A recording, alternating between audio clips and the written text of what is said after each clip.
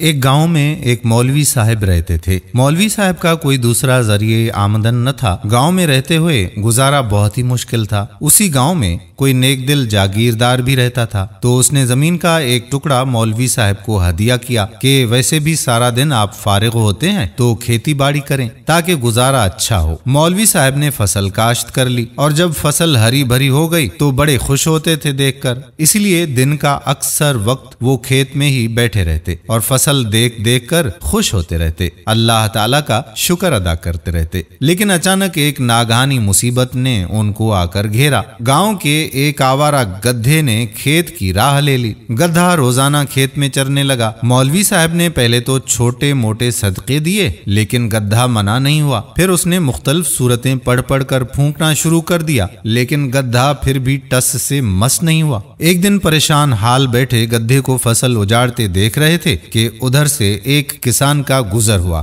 گدھے کو چرتا دیکھ کر کسان نے پوچھا، مولوی صاحب آپ عجیب آدمی ہیں، گدھا فصل تباہ کر رہا ہے اور آپ ہاتھ پر ہاتھ دھرے بیٹھے ہیں۔ مولوی صاحب نے عرض کیا کہ جناب، ہاتھ پر ہاتھ دھرے کہاں بیٹھا ہوں، ابھی تک ایک مرغی اور ایک بکری کا بچہ صدقہ دے چکا ہوں اور کل سے آدھا قرآن شریف بھی پڑھ کر پھونک چکا ہوں، لیکن گدھا ہٹتا نہیں ہے۔ مجھے تو یہ گدھا بڑا منحوس لگتا ہے جس پر کوئی شے اثر ہی نہیں کرتی۔ کسان کے ہاتھ میں ایک ڈنڈا تھا۔ وہ سیدھا گدھے کے پاس گیا اور گدھے کو دو چار ڈنڈے مارنے کی کوشش کی تو گدھا کسی ہرن کی طرح چوکڑیاں بھرتا ہوا بھاگ نکلا۔ کسان نے کھیت سے باہر آ کر ڈنڈا مولوی صاحب کے حوالے کرتے ہوئے کہا کہ قبلہ، مولوی صاحب قرآن گدھوں کو بھگانے کے لیے نازل نہیں کیا گیا، گدھوں کو بھگانے کے لیے اللہ تعالیٰ نے یہ ڈنڈا بھیجا ہے۔ دوستو، ہم بھی ایک عجیب قوم ہیں۔ ہمارے گدھے حکمران کروڑوں نہیں بلکہ اربوں خربوں لوٹے چلے جاتے ہیں، اور ہم صرف دعاؤں اور صدقات و خیرات کے بل بوتے پر ان گدھوں سے چھٹکارا حاصل کرنا چاہتے ہیں۔ جب تک قوم